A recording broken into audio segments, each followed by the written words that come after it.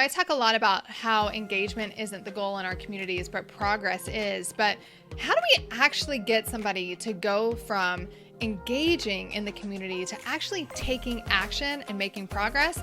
That's what we're going to be talking about in this episode. Hey friend, welcome back to the Community Creator Show. I am currently 10 days away from my daughter's wedding. As I am recording this, my office, you can't see it, but my office is filled with wedding things, sparklers and flower girl baskets and suits and ties and all the things because we have a wedding in just a few days. I have really been embracing less is more in business over the last month as we have worked towards getting my daughter married off with the wedding of her dreams. But we are so close, so close. Now, by the time you listen to this, she will be happily married and enjoying life with her husband, Tristan, and their beautiful baby girl, Rowan. I cannot wait. I'm so excited. And this is insane. Planning a wedding. I don't know if you've tried to plan a wedding recently, but it is expensive. It is exhausting. And it makes me wish that Pinterest did not exist. Because in my day, all we had were magazines of weddings, and you knew that was unattainable, right? You had these really expensive magazine weddings, and you just knew, yeah, I can't have a wedding like that. So you never actually thought it was something that you could do. But Pinterest and blogs and all of that has really made it seem like we can all have this really magical high-end wedding. And so trying to bring that down to reality, what is possible when you are on a short timeline and a tight budget and you're getting married, how can you still have a beautiful, wonderful wedding? But here's the thing, just like I talk about in community and in business, that people will remember how you made them feel. They're not going to remember the food. They're not going to remember what color your flowers were or what your centerpieces were, but they're going to remember how they felt at the wedding. They're going to remember the fun that they had. So we've just been trying to concentrate ourselves and my daughter, my lovely bride of a daughter, on that, to really making sure that we craft an experience for people that is going to be one that they look back on with enjoyment. All right, this episode is not about wedding planning, but I had to share that with you because it is what I'm walking through in life right now. But what I want to talk about today is a question that I recently received, which is, you say the goal isn't engagement, it's progress. How do we take a member from just being engaged to making progress? And I love this question because first off, I talk about that a lot. And if you haven't heard me say it, welcome to the show, because you probably are new if you haven't heard me say this yet. But the goal isn't engagement. It's a mistake that we make as community leaders all the time, thinking that the goal is to increase engagement in our community when actually the goal is progress, right? People can get engagement in 1,000 places right now, but progress is what keeps people coming back for more. So that's the focus. But they ask a great question of like, how do we take a member from just being engaged, Miss Sally or Chatty Cathy, who's always in the group, showing up, chit-chatting, but she's not actually making any progress inside of your program. So how do you make that transition from engagement to progress? And it's a great question because there's a few things at play here. So first off, sometimes people join for different reasons than we think they're joining for. Sometimes we think somebody is joining to build a business or learn a new skill, but really they're joining because they're lonely and they want to find people like them. And they know that your course, your membership, your program is a place where they can find people like them. And that's really what they're hoping to get out of it. So it's very possible that Chatty Cathy in your group is getting the very thing that she needs. And that's progress for her. Progress is about solving problems. It's not always about making progress in this path that's ongoing or moving the needle. Sometimes the needle that you're moving is just their feeling of belonging, of connectedness, of feeling known, seen, and connected with other people like them. So it's very possible that there are people in your community that will never implement the thing. they may never do your trainings, right? They may never actually touch whatever it is that you've created to help them achieve a specific result, but they're just happy to have people that they are connected with, people that are like them. Now, how do we know? How do we know if Chatty Cathy is going to look back a year from now when her annual subscription comes up from renewal and says, I haven't made any progress in here. I've just been hanging out in a Facebook group all the time. I haven't actually gotten better at quilting, or I haven't actually launched my business, or whatever that goal might be. But we really don't know, right? So we have to assume that everybody is there to make progress with the goal and make sure that they are fully supported in doing so. So that's why I love this question, because giving people the best environment to make progress is all that we can do. Now, this is key, okay? I'm going to give you 3 things that have to happen for progress to start. Now, if you go back to episode 59, I talk about the key to unlocking progress when I talk about my progress wheel framework. I'm not going to go back through that again, but real quick overview. The progress wheel is purpose, path, action, progress, spotlight. You direct them to the purpose. They see the path, right? That next step that they need to take. They take that action. They see progress, make progress from that action. You spotlight that progress. It doesn't have to be for others. It could just be for them. And then you point that back to the purpose. Here's why we're here. Here's what you're accomplishing. Look how close you're getting to the goal. And again, here's your next step. So we just keep cycling around. And that's like, originally I was going to call it the momentum wheel, but I changed it to the progress wheel. There's a little behind the scenes there. But it is about getting and keeping momentum when people are in forward motion towards a goal. And it's actually based on science. It's based on something called the progress principle. That being said, there are layers to this that are not represented in the progress wheel, right? Any framework that we create as business owners is always going to have a few missing elements that it's like, yeah, but there's these like external factors or internal factors that come into play that we don't necessarily address inside of our framework. So what are those, and how do we overcome them, right? That's really what I want to talk about today. And there's 3 things that we need in order for somebody to go from just being an engaged member of your community to being somebody that's taking action and make progress. And the first thing that is going to hold somebody back from making progress is desire. Do they really want the progress? This is what we were just talking about, right? Chatty Cathy may actually not be there to launch that business. She may not care if she gets better at quilting or not. She just wants to be connected with other quilters. So if she doesn't desire it, you can't make her want it, right? You can't force that desire in her. However, there was probably some messaging inside of your marketing that was pain or pleasure, right? You're in this pain, you're trying to get to this pleasure. Or problem solution, if you want to word it that way, or aspirational identity. We have this messaging in our marketing that creates the desire for the outcome that our program provides. But then so often we do, and we talk about a lot here, we forget everything that we did in our marketing and we throw it out the window once somebody buys, right?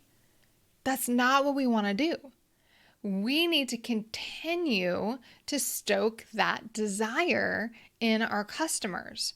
So we want to keep that language going, whether that's aspirational identity or pain and pleasure or problem solution, whatever dream outcome. There's all of these sort of marketing copywriting ways that we stoke that desire in people, but that language should continue to exist within your membership. Because if we stop talking about it, guess what? They're going to stop thinking about it. They're going to start thinking about it, right? We stop talking about how we can help them.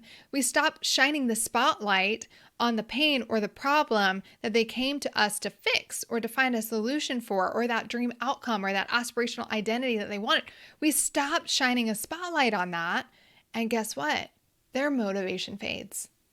their desire fades. There are lots of things that are begging for our attention, right? There are lots of desires of our hearts. And the reality is we can only act on so many of those on a daily basis, on a weekly basis, and really even in a lifetime. There are going to be lots of desires that we want in life that will go by the wayside when we leave this earth because we just can't possibly accomplish them all and focus on all of them. How do we make sure that we are kindling this desire for them if it is something that they desire, right? We have to give the best opportunity for it because otherwise other problems are going to scream louder, other desires, other pleasures in life are going to scream a lot louder. They no longer feel the pain. They no longer see the pot of gold at the end of the rainbow of your program. So we need to be reminding of people the reason that they joined in the first place, always reminding them of that. And leverage the messaging that we used in the marketing to get them in because we're stoking that desire in them, right? Either pain or pleasure, problem solution, dream outcome, aspirational identity. Pick your messaging approach that you're using, but how are you continuing to integrate that into what you're communicating inside of your membership, whether that be around specific deliverables, whether that be around milestones that they're achieving, whether that be coaching that you're doing inside of your program. How are you speaking back to that and not making the assumption that the desire to achieve the outcome still exists? Because that is the biggest hurdle to get over, is keeping that desire strong. Because if they don't have that desire and they don't want it, you can't force them to want it. All right. So the first thing you have to overcome is desire. Now, the second thing is also in the mindset space, but I want to give it a specific name other than just mindset, because I think we talk a lot about mindset monkeys and how mindset holds people back from making the progress that they want to make, but we don't get really clear on what it is about their mindset that's keeping them from making the progress they want to make. And so the word I want you to think about here is belief. Do they have the belief that the desired outcome is achievable, right? This is possible, but it's not just about is it possible, because what I find is we make the mistake of thinking that case studies and testimonials and all of these things are going to show them that this is an actual achievable result. It is possible. And chances are they will believe that. If you do a good job in your messaging, you do a good job of using the progress wheel to always be spotlighting people's progress in the program, they're going to see the people around them that are making progress. They're going to hear about the results that other people are achieving, right? Not just before they buy, but after they buy as well. So what's the gap? What's the belief gap? If I believe this is possible, what's holding me back? I don't believe it's possible for me. I don't believe it's possible for me because I am a unique unicorn. I am a special snowflake. I have an older daughter with a baby, so I'm a grandmother. I have a daughter who I'm planning a wedding for in 10 days or 9 days or whatever it is. I have 3 young kids at home. We homeschool. We don't have the time for this. I work full time. Whatever their excuse is, I'm a beginner. There's always going to be something in the back of their head that's saying, yeah, you know what, Jim, this is possible. It's possible for them. It's just not possible for you. People like us, we don't have that kind of opportunity. People like us, we're not capable of this. People like us have never achieved something like this before. People like us don't have time to do things like this. And so we have to make sure of 2 things. One is that we continue to showcase a diversity of people making a diversity of progress. I don't know any other way to say it. We need to showcase big wins and little wins in all different areas and all different people in all different circumstances as much as we can so that they can see people like them with setbacks, excuses, circumstances like theirs that could have kept them from making progress, but it didn't. And that's one thing that I think is often missing in case studies and testimonials and sharing wins is it's like, here's what I did. But we don't share who I am and the circumstances and things that were in my life that I had to overcome to do this thing. Because when we share those circumstances, that is what people connect with. That's what helps them see, oh, it's possible for people like me. And then we have just the coaching piece. I talk a lot about how we have content coaching and community. And that coaching piece is looking somebody in the eye or typing a message to them using the framework that we teach. And it says to them, you can do this. I'm here to help you. And this entire community is here to help you. You don't have to do it alone, but you can do this. And it starts with taking that first step. You're going to have to trust us. We have helped other people do this, right? That's where the case studies come in. That's where the wins and stories come in. We've helped other people in your situation, other people like you do this. I've seen it happen, right? But I want you to know you are capable and you have to trust us. And I just want you to take one step at a time. And all you can do is prove yourself wrong. That's the only thing you have to lose. That's all you have to lose is proving yourself wrong. So will you trust me? You've invested in yourself. You believed enough in yourself to invest in this program. Where did that belief go? Let's rekindle that belief. Let's believe that it's possible and let's prove ourselves wrong. Let's prove to ourselves that we can do this by taking one small step a day, taking action, going back to that progress wheel, taking action, making progress, recognizing and spotlighting that progress, and then going forward from there, right? That's where the mindset comes in. It's this belief, and not just the belief that it's possible, but the belief that it's possible for me. If I don't have a desire for the outcome, right? If I don't believe it's possible for me, then I am not going to be making progress. So the third and the final thing that we need, and I do address this inside of the progress wheel because it is so important, is clarity on the next step. And you've heard me say this already a couple times in this one episode, but we have to give them clarity on their next step if we want them to make progress.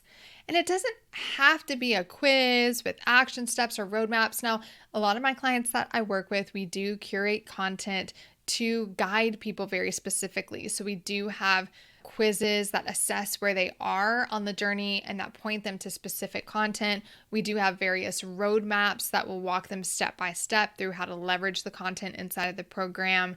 We give them specific action steps or challenges. But there are other ways to do it. You can offer what I call concierge calls, where you give people the opportunity to hop onto a small group call where they can share their unique goals or circumstances and they can be pointed to the best resources. You can do group brainstorming or action planning calls where they answer a few simple questions in breakout rooms, which I really love to leverage, where you send them into rooms with peers and they have to answer a question about like what's one thing you want to accomplish right now, or what's one thing that's holding you back, one challenge. And then you brainstorm ideas as a group for that person. And then they have to pick one action step and set a due date, a DO date, not a DUE date. If you have ever heard me coach, you know that. I say that every time. You've got to set a DO date that you're going to accomplish it. But there's lots of opportunities for you to help somebody get really clear on the next step. They know the purpose, they have the desire, they believe it's possible for them. And then they ask the question, well, now what? What do I do? How do I do it? And if we don't get them that next step, it is the perfect excuse for them to spiral back to, it's just impossible, I'm not making progress. But they didn't actually take any action, or they took the wrong action because we didn't guide them effectively. So we really want to make sure that we have a process in place to help guide people to their best next step. And that can easily be hop on a call with the team. We do orientation calls twice a month. You can hop on, tell us your situation. We'll help you get pointed to your best resource. And if you don't have the capacity to do things like that, The question you have to always be asking is, how does my member know what their best next action step is? If we can do those three things, if we can be kindling the desire and bringing that desire to the forefront, if we can be showcasing and building the belief so that they see this is possible, but not just possible for other people, but it's possible for me.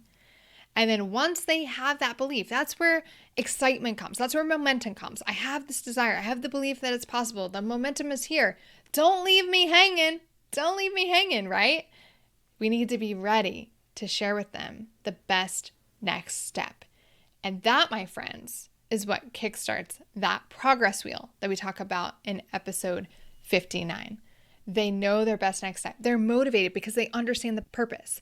They see that there is a path to success, and they believe that if they follow that path, they'll achieve the result. They know their next step, so they take action. And when they take action, they make progress. Now, sometimes they make progress and they don't recognize it, so we have to recognize it for them. We always want to be spotlighting progress, big, small, right? And then we connect that back to the purpose. We rekindle that desire by reminding them of that dream outcome, that aspirational identity, that problem that they're trying to solve. So if you want to make sure that your members aren't just there to engage, and you want to do everything that you can to create an environment of progress, a culture of progress, as I like to say, then you want to keep those three things in mind: desire, belief, and clarity. If we have desire, belief, and clarity, we can kickstart that progress and help your members make more progress than ever before.